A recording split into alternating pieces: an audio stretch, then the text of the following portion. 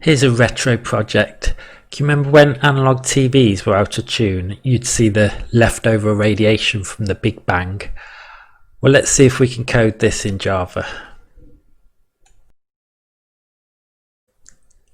Okay, I'm going to start by creating a project. I'll call the project white noise and I'll add a frame to the project and display the frame.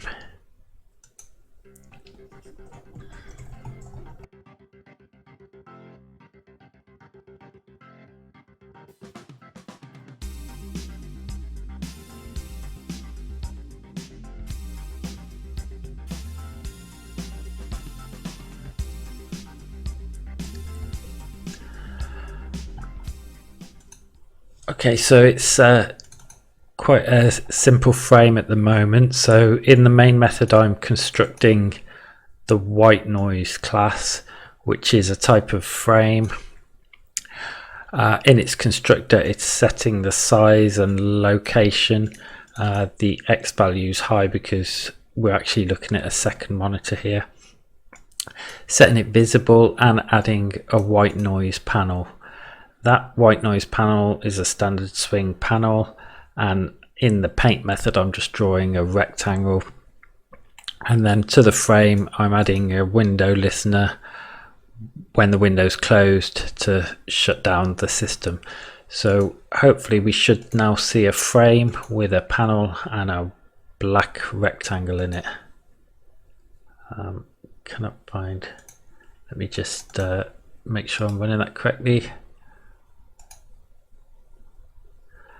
And there we have our frame with our rectangle. Now what I'm going to do is think of this panel as pixels, and I'm going to use quite a low resolution. I'll try 320 by 200. So I'm going to divide the frame into pixels at that resolution and just randomly color them. We'll try just black and white to begin with. I'm really not sure how this is going to work out, so let's have a look.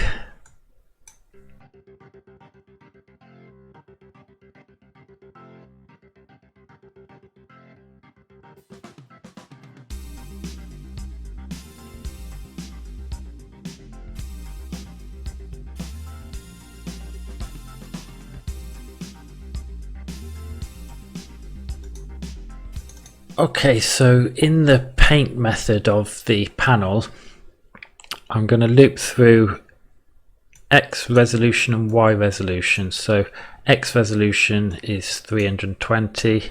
So I'm going to go from 0 up to 1 less than 320.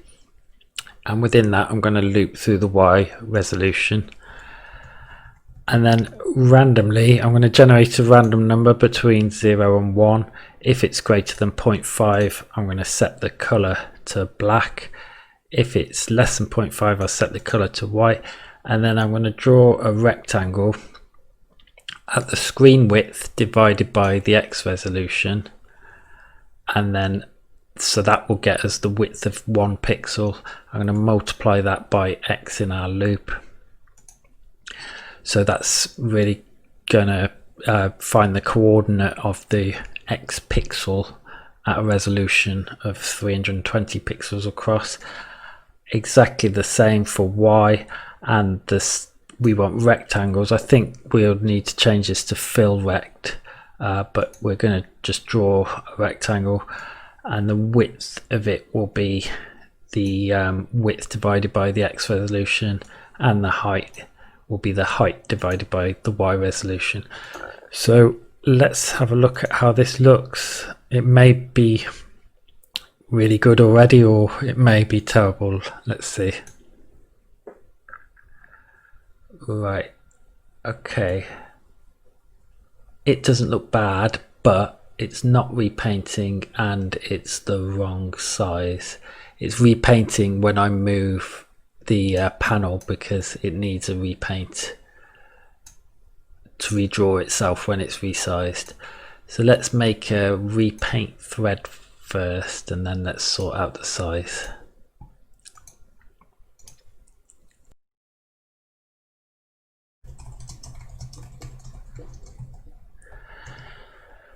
Okay, so this may use a lot of CPU, but in the paint method, when the painting is finished, I'm just going to ask the swing thread to repaint. So that's looking pretty good. It's the wrong size, and also when we make it bigger we can see that a fill rect would be better. And I think also we'll have more colours. We won't just have black and white, we'll go for shades of grey. So let's see if we can get the size right. I'm not quite sure why it's getting the size wrong, but let's have a look and see if we can work that out.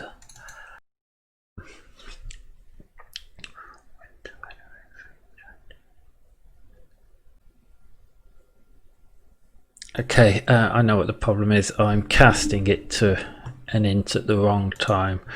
I need to be making this calculation and then converting it to an int, rather than making this calculation, converting it to an int and multiplying it by the pixel coordinate. So that should fix the size. It's fixed the width, but not the height. I must have put the brackets in the wrong place. Let's have a look at that. Yeah, I put that bracket too early. So there we have the full screen divided into 320 by 200 and randomly setting the pixels either black or white rectangles, but they're not filled.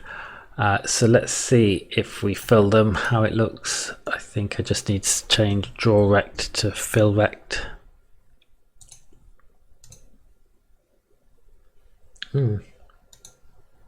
Yeah, that looks really very much like a old TV out of tune. I'm seeing some lines, and that I think is because I haven't done the same casting thing on the width and the height of the individual pixel. So does that matter? I'm going to add 1 to the pixel sizes, just so that we don't get any empty lines. Yeah, that's done that perfectly. Now we seem to be able to see grey in this, even though there is no grey. It's just either black or white.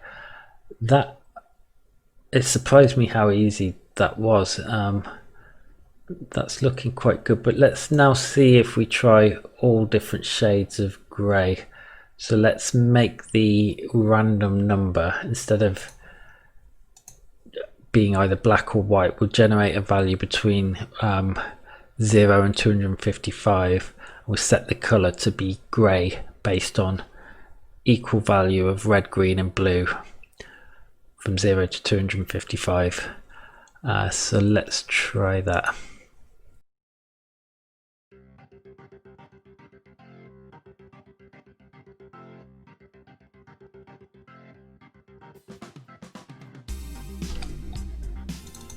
Okay, so I've kept the old code because I think I'll probably go back to it because I did like the look of that. But let's see what happens if we make the pixels a random shade of everything from black to white.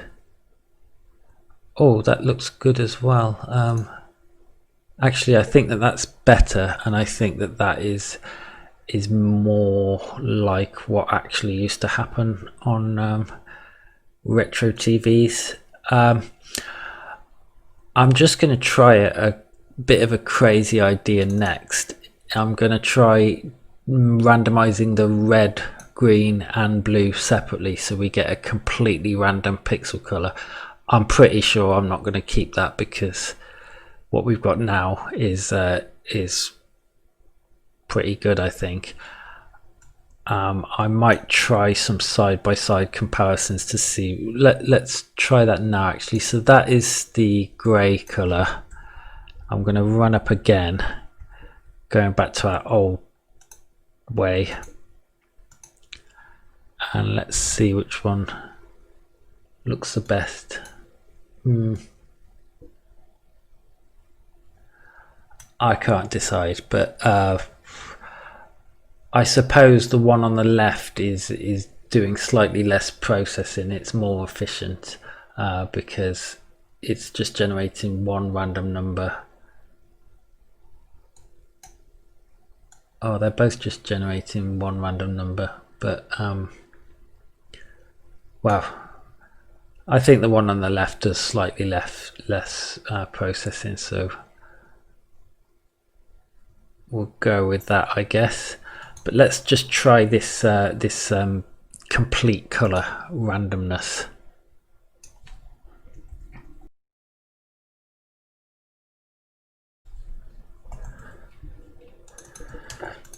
Okay, so now I'm generating 3 random numbers between 0 and 255. One for red, one for green, one for blue. So now we should just have completely random pixels. I don't think this will look anything like a retro TV, but it's just worth a look.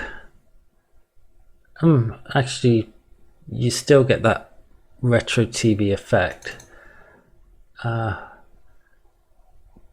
But yeah, but as I recall, the black and white one I think is most like the effect I was setting out to do. Of course, we could try any combination of this, like for example we could only do the green and have a kind of green interference retro thing. But let's just stick with the black and white. I think that looked good enough. But let's try a few different resolutions. So let's try a high resolution. So I think the one I'm going to go with is just the black and white. So let's run that up. And let's try another one with twice the resolution, 640 by 400. And just see if it looks better. It looks, I actually don't think it looks better because we're getting, I think, well, retro TVs weren't really that high resolution anyway. So I think we'll go with the 320 by 200, just black and just white, and that's exactly the effect I was hoping for, and I'm glad it's worked out. Okay, so if you've enjoyed this video, give it a like, have a go yourself. If you've downloaded Eclipse and Java, you can type that in, watch the video back and type it in as you go, and try your own experiments, see if you can improve it, and let me know in the comments if you can. Okay, thanks for watching.